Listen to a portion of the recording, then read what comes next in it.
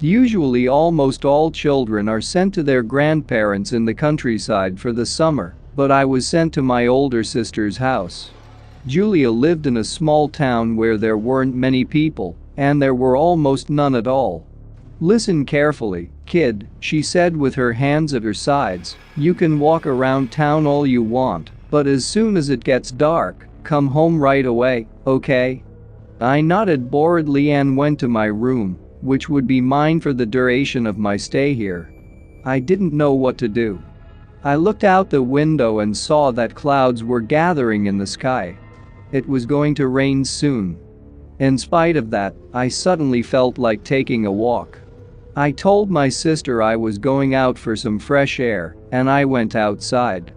There wasn't a soul on the street. Maybe there's nobody on the streets because of the gloomy weather, which could spoil even more at any moment, I thought.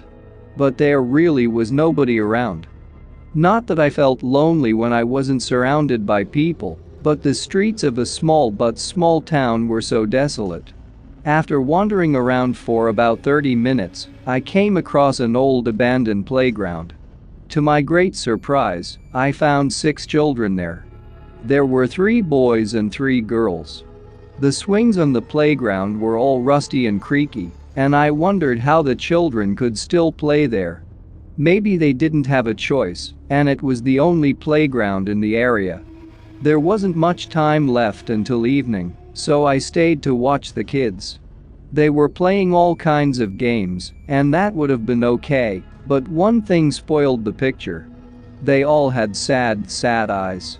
I felt sick for a moment, and a cold breeze ran through my body. The children sat down on the bench, which was parallel to the one I was sitting on. Then one of the girls stood up and looked at the others. "What is Marianne?" "It's a beautiful, ancient name," I thought, and then I listened to the children talk again. "I want to play hide and seek." There was a forest next to the playground, and not just a small forest or a large planting of several groups of trees, but a rather large, dense and widespread forest. At that moment a thought occurred to me. Aren't parents afraid to leave their children unsupervised on a playground located next to such a huge forest? There are a lot of drug addicts and other vermin in the woods right now, and there are children playing nearby. There's no telling what could happen. I'll stay here a little longer, and then I'll go home. When everyone was found, the girl, whose name was Mariana, suddenly threw back her head and looked up at the clouds in the sky. Only now did I notice that it was starting to get dark outside. "I'll go," Marianne muttered, staring at me with vacant eyes. The children immediately followed her in silence.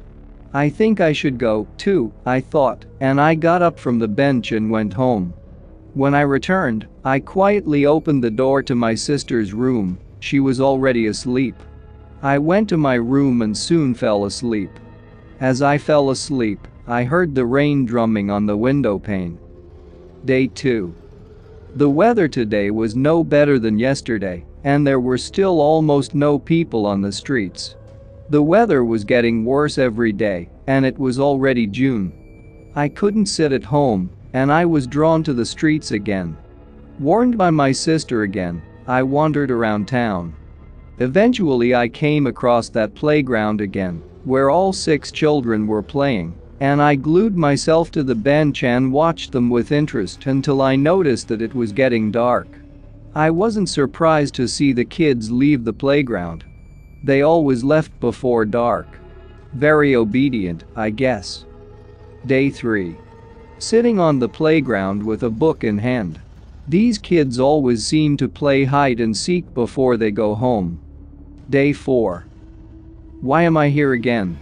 Anyway, I'm watching them play again. It's a good thing I'm only 13.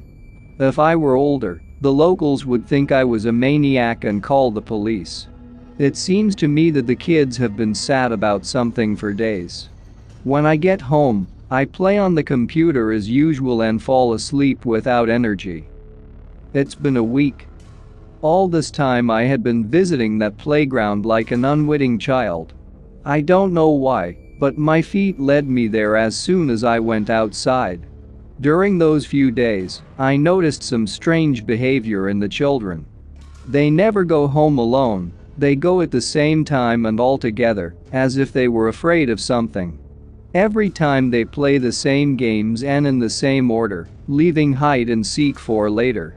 Other than these 6, there are no other children on the playground, and I have never once seen a single person walk by. And yes, one more thing.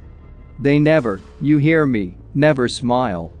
There's sadness in their eyes all the time, and the look is empty and terrifying. Also, it's as if they don't notice me. It's like I'm a ghost. I'm lying on my bed, thinking about how to spend today. It's been a long time, and I haven't done anything to make my life more interesting. I can't think of a single interesting way to spend my time, so I turn on my computer and decide to spend a couple of hours wandering the internet. I'm the kind of lover who likes to read horror stories during the day and shake with fear under the covers at night at every noise, unable to sleep. That's how, while I was looking for horror stories, I came across an article from a newspaper. It seemed interesting to me, and I decided to read its contents. When the article was read, I gingerly looked at the pictures below. I didn't have to look closely, they were the same kids I had seen every day for the past week. Horror gripped me. The same question crossed my mind. How could this be? The next day I worked up the courage to visit the playground one more time to make sure that the article was nothing more than fiction, and that there were just kids playing hide and seek as usual in the evening. Yesterday's article was on my mind. Here I am in the playground. Empty, just a clearing overgrown with weeds. No signs, no evidence that the old playground might have been here. I looked around. There was a small garden not far from this spot. Strangely, I only noticed it now. As I looked more closely, I saw an elderly woman sitting on a flimsy wooden bench. I said hello, pointed my finger at the clearing and asked where the playground disappeared so suddenly yesterday. Well, that playground has been gone for 10 years. It took me a few seconds to digest the information. An article one had recently read came to mind. On June 8, 2005, 6 children between the ages of 5 and 7 went missing in a small town. They were last seen playing in a playground near the woods, and later the bodies of 3 girls and 2 boys were found mutilated in the same woods. The body of a 6th child was not found, but bones were found that once belonged to the little missing boy. After this incident, most of the inhabitants fled the town. The population was greatly reduced. Below you can see pictures of the unfortunate children a few days before the tragedy. The grandmother put her wrinkled hands on her knees and lowered her head. I remember how the children here liked to play hide and seek in the evenings. I forbade them to run into the woods. The creature took them away. All of them. On cotton legs, I somehow made it home. I locked the apartment and sat on my bed, staring into the void in front of me. The whole time, they acted as if I didn't exist, but yesterday, they invited me to play hide and seek with them. What would have happened to me if I had said yes? The creature would have dragged me away, too.